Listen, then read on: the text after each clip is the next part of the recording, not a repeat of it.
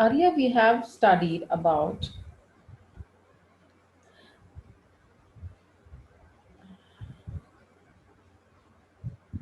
Earlier, we have studied about the structure of molecules, right? And the electrons, how electrons surrounds the element, how you can write the electrons around the central atom by the Lewis dot structures. So Lewis dot structure was properly explained about the valency electrons, but he was failed to explain about the formation of chemical bonding, how the chemical bonding takes place, why these bonds form. So he was not properly explained about the bond dissociation enthalpy and the bond length of the molecules. Okay, and these things were properly explained about the Vesper theory laterally. Okay, so Vesper theory explains us about the proper structure, why the geometry of the molecule, but it was failed to explain about the quantum mechanical principle, right? So these things were explained about the VBT and MOT, valency bond theory and molecular orbital theory. So these theories explains us about all the details which are related to the bonds, the bond length, bond enthalpy, bond shape, how the chemical bonding takes place, how electron clouds overlap each other, how bonds form, right? So these things were literally explains us by BBT and MOT. So valency bond theory, it was introduced by Hitler and London in 1927. So they just take an idea from Pauli exclusion principle, Hund rules of maximum multiplicity, and this Lewis dot structure and Vesper theory. They just take an idea and give new concepts about the atomic orbital, electronic configuration of element, the overlapping criteria of the atomic orbitals, and the hybridization of atomic orbitals, and the principles of variation, superposition. Means all these things are are explained by VBT very clearly, right? So valency bond theory, it was like discussed in terms of qualitative and non-mathematical treatment. Means they just explain the qualitative things about the molecules which exist in nature, right? So they just explain that we know these things. Okay, whenever the interaction between the two elements takes place, so there will be two forces. First is repulsive force, which is between the electron clouds and between the nucleuses of both the atoms, and second one is the attractive force. So these two forces are there with these which exist whenever a molecule is formed after combining the atoms, right? So how this repulsive and attractive force take part in the formation of bond, how this exists. So there will be a repulsion between the nucleus of one atom and the nucleus of another atom, and there will be a repulsive force which exists between the electron of one atom to the another atom. This is the repulsive force. And when there will be the attractive force which exists between the nucleus of one atom and electron cloud of another atom, and same thing in the with the second atom. So there will be attractive force between the nucleus of another atom and the first atom. So these all the attractive and repulsive forces take part simultaneously whenever the bone formation takes place. This actually affects the bone enthalpy, which is present in means which is associated with the bonds which are present in that molecule, right? So if we talk about an isolated atom, if we talk about the isolated atom, so the energy get released when the bond is formed between the two atoms of hydrogen. So hydrogen molecule is more stable than the isolated atom. Means there is a bond energy which exists between the hydrogens whenever two two atomic atoms combine together and form a diatomic molecule instead of the isolated hydrogen atom. So H2 is more stable as compared to the single, right? So the energy that is released whenever the bond breaks, that is known as the bond enthalpy, right?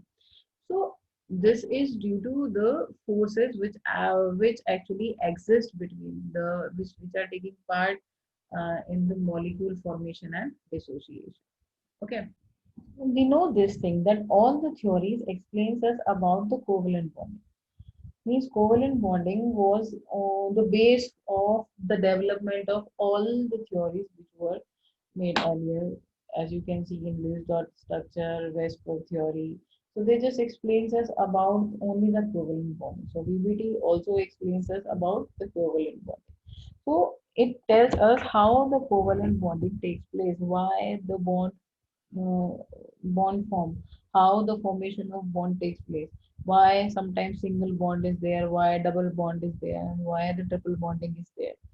So with these double bond and triple bond, we have a proper description about the bond type.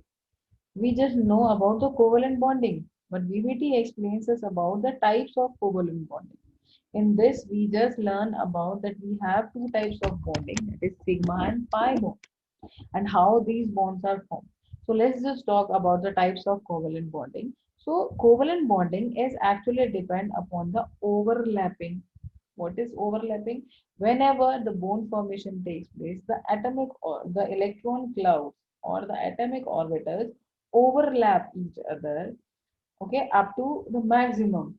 So that means only the one condition is that only half filled orbitals overlap each other, and on the basis of this we decide that there is a sigma bond or the pi bond present between these, right?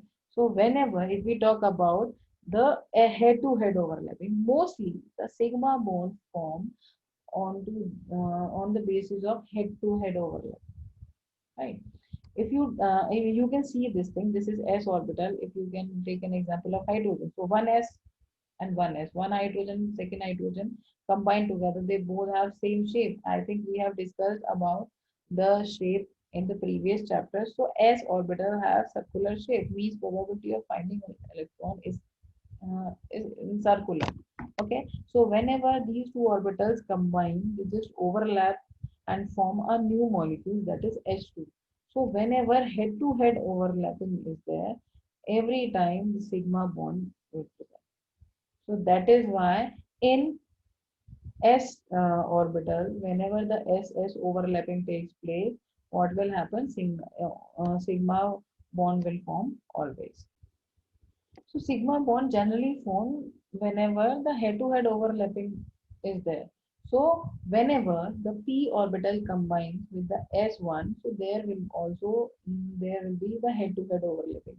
Or whenever the pp orbitals combine together, so head-to-head overlapping will be there. So this is a question that we have three different energies in p orbital: px, py, and pz. So which either px will combine with s, py, or pz. Out of all of these three, which will combine with s? So remember this thing: the sigma bond always form between the positive ends. In S, we have positive charge, and in P, we have Px, Py, and Pz. Among all these three, the positive part is Pz. So that is why whenever the head-to-head overlapping takes place, then what will happen? Pz will take part in the overlapping, mean Pz take part in bond formation. Okay, so if SP overlapping will be there, then PZ overlapping will be there, and this is known as head-to-head overlapping, which led to the formation of new molecular orbital. As you can see, the size of one lobe increases as compared to the another, because the overlapping of the atomic orbital takes place at the positive end. Okay. If we talk about the PP end, then we can see this thing. These are two lobes. I think we know this thing. Then P is double. This is dumbbell shape. The shape of the P orbital is dumbbell. So the bond formation takes place between the positive ends. So you can see this is negative, this is positive, I have mentioned here. So if overlapping will takes place, so positive ends will combine together and together form a new molecule that is known as F2, and in which we have means this is new molecular orbital in which we have overlapping of 2pz is there, right?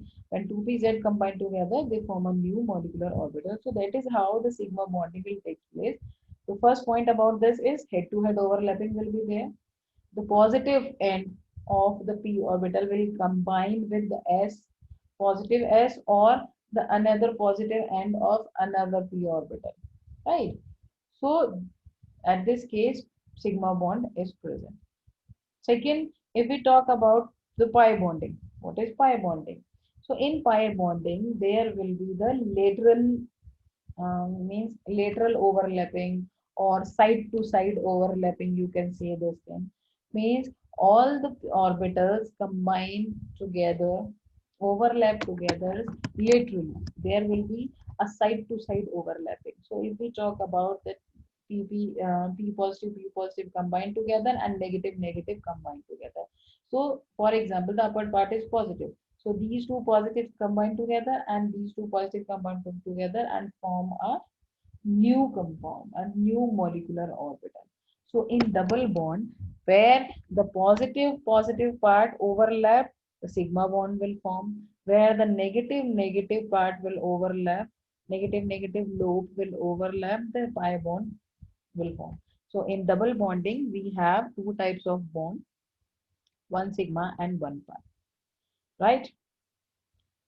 So this is overlapping of PP overlapping. So if they just explain this thing with an example of oxygen, if oxygen is combining, so the orbitals combine together, right?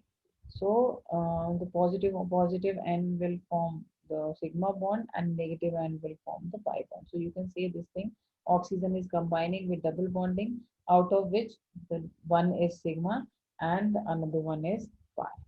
Okay, the positive overlapping of positive ends led to the formation of sigma bonding and negative ends led to the formation of pi bond. Okay, so let's just take a short difference between the sigma and pi bonding. What is sigma and what is pi? So this formed is between this bond is formed with the overlapping along with the internuclear axis. Internuclear axis means end to end overlapping or head to head overlapping. So this can be as in any form, internuclear axis, end-to-end overlapping, head-to-head overlapping, right? And pi bond formed due to the lateral overlapping, sidewise overlapping, or this is side-to-side overlapping or lateral overlapping. Okay, this is formed by overlapping of SS, SP, and PP orbitals, and this pi bonding always formed between the p orbitals. Okay, in this X and Y will take part. Right, so the overlapping is quite large, hence sigma bond is a strong bond. Overlapping means maximum the overlapping, maximum is the bond strength. So the overlapping in sigma bonding is quite large, so that is why sigma bond is considered to be the strongest bond. But in the lateral overlapping, the overlapping extent is actually small. So that is why the pi bonding is weaker as compared to the sigma.